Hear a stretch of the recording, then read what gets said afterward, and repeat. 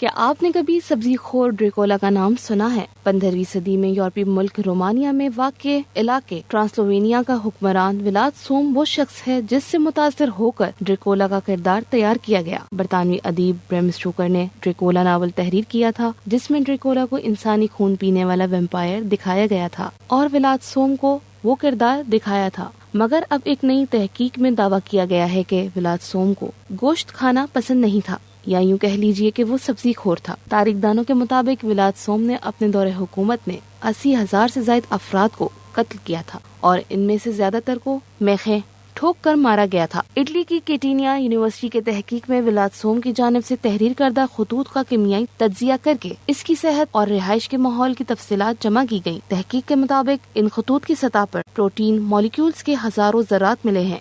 محققین نے پہلے 500 ذرات کو اکٹھا کیا اور پھر مزید 100 ذرات کو جمع کیا جو ان کے خیال میں زیادہ پرانے تھے۔ ان میں سے 16 پروٹین مالیکیولز کی ذرات انسانی ساخت تھے اور ممکنہ طور پر ولاد سوم سے خطوط میں پہنچے۔